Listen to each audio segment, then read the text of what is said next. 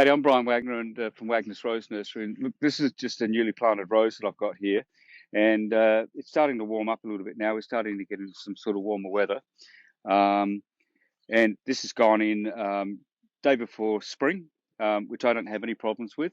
As long as you keep the water up to this plant, it will be fine.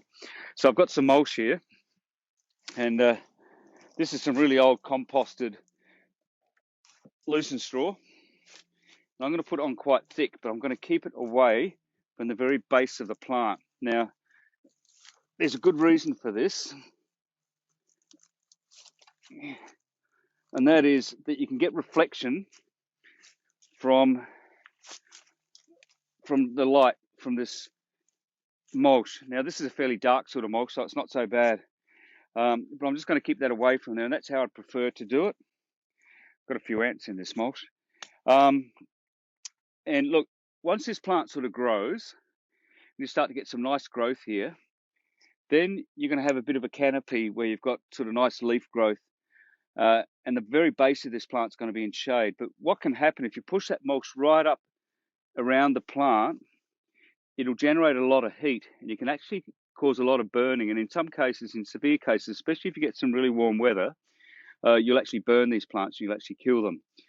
So don't put any mulch up around the very base of the plant at the moment. Wait till it sort of starts to grow, and then if you want, as the plant sort of gets a nice big canopy, lots of growth, then if you want to push the mulch up a bit further to the plant, well, then you can. But at the moment, just keep it away.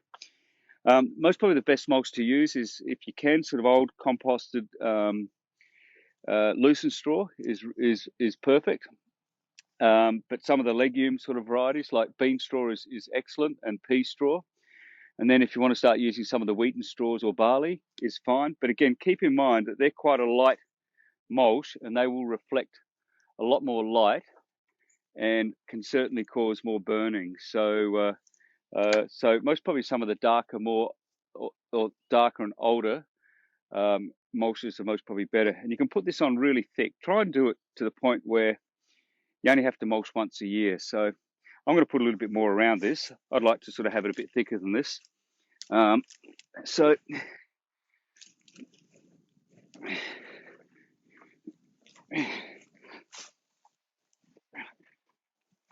this serves as a lot of different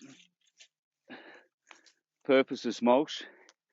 You've got a really good source of food here for worms now, and the worm castings and what they generate for your soil is excellent. So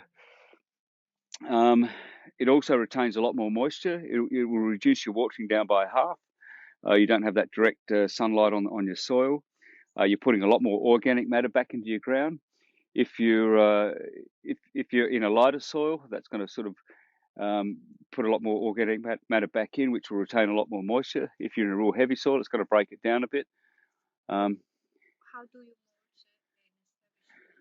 Just the same. Well, a plant like this over here, you can do the same. I'd still keep it away from the very base of the plant,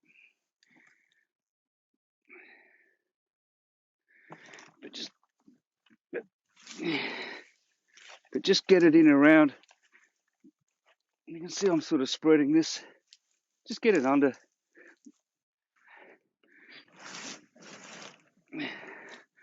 But you can see this is really old mulch here.